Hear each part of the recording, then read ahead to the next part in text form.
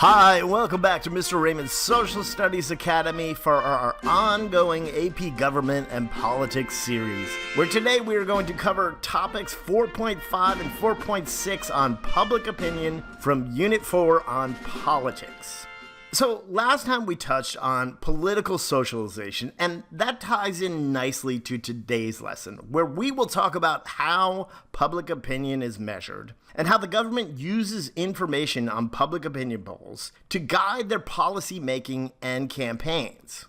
But probably the best way to start is by defining what public opinion is, if that's even possible. And we often hear the media talking about public opinion. And most simply put, public opinion is coming to a general consensus of how people feel about certain issues. The problem is, in our increasingly vocal debates over many of the issues we face as a nation, the rise of platforms like social media for expression of public opinion, it's the job of politicians and their advisors to use the data collected by polls to guide their decision making, and that can often be very complex.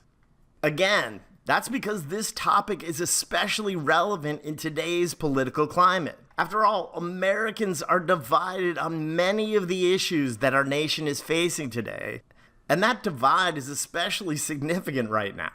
So there's two main ways that politicians use public opinion data. The first being how this information will impact the way they will run their campaigns. And after that, the other being that when elected, what policies and concerns will they look to address? In measuring public opinion, pollsters will ask a small group of people, anywhere from around 500 to a couple of thousand, their opinions in order to get a sense of how the larger community feels either about candidates or issues. The different types of polls you will need to know for your exam are opinion, benchmark, tracking, and exit or entrance polls. An opinion poll is kind of the umbrella for all of these polls. It's basically asking participants where they stand on specific issues in order to guide the government or a candidate and how they should deal with that issue. And public opinion polls can be taken on a wide variety of topics. A benchmark poll is taken either at the beginning of a candidate's run for office or immediately after they've been elected. This way, they, or the media, can track how they are doing in the public's eyes. Benchmark polls are very much tied to our next poll, which is tracking. A tracking poll will ask participants the same questions over an extended period of time to gauge how public opinion has changed either about a candidate or an issue. In simple terms, candidates are tracking how they're doing or how the government is responding to policies. Entrance and exit polls are taken when participants are either going in or just leaving their polling place. In this case, we're not talking about those opinion polls, but where people go to vote. Exit polls give us an idea of who is leading in an election before the results come in, and they often report on why a person voted the way they did. So an important question we have to ask ourselves is what makes a good poll? We'll be using terms like sampling and the diversity of that sample and the types of questionings in polls. And sampling is simply the makeup of the group that participated in the poll. In order to get an accurate poll, the sampling must be randomly chosen and representative of a variety of age groups, income levels, geographical locations, and different racial, religious, and other cultural factors. And a good pollster or poll is able to ensure that diversity. The opposite of large, diverse sampling is when pollsters want to gauge the opinion of specific demographics, and we call these focus groups. By targeting specific demographics, pollsters can specify the opinions of where different segments of the population stand, either on specific candidates or on the issues.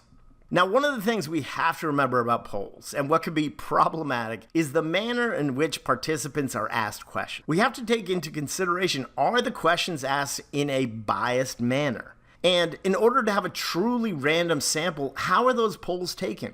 Are they over the phone? What about people who don't have phones? I mean, it seems like a silly question today with cell phones everywhere, but it's something that your test will want you to take into consideration.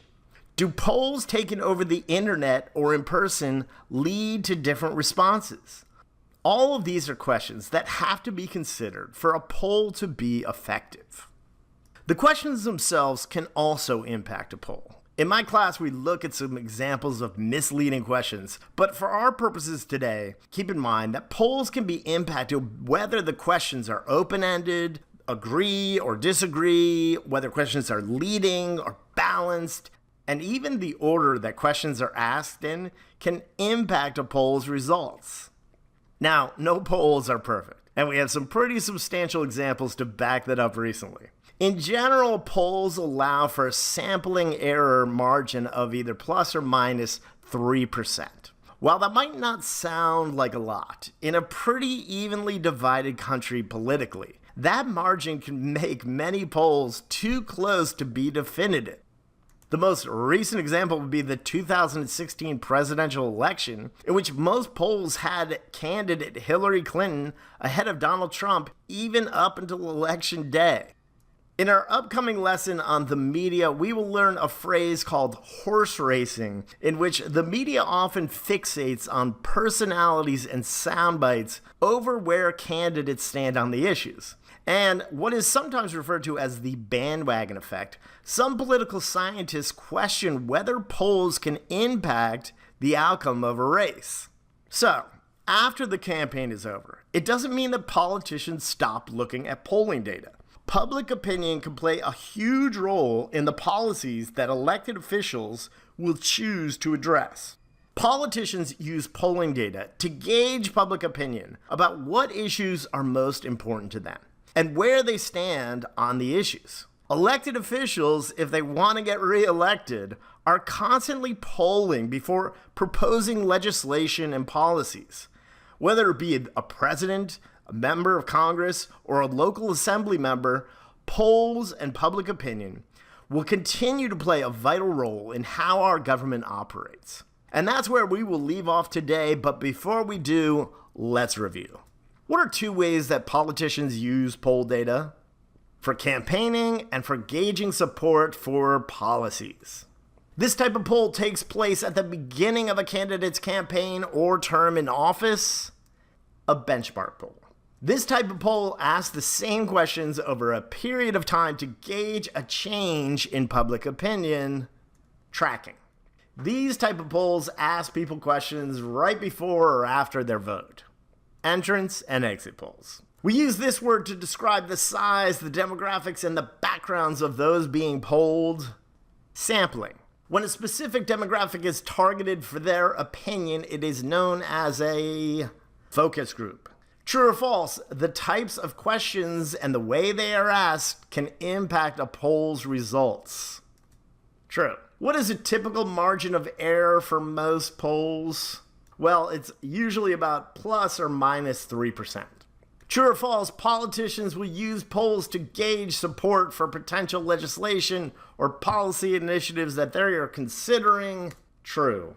And that's it. I want to thank you guys for watching. Be sure to subscribe because up next we will continue our unit on politics. And just a reminder, teachers, that this PowerPoint with a variety of additional resources and materials is available at Mr. Raymond's Social Studies Academy on Teachers Pay Teachers. Just click the link below this video or search for Mr. Raymond's Social Studies Academy. And I want to thank you guys again for watching. Be sure to subscribe and I'll see you soon.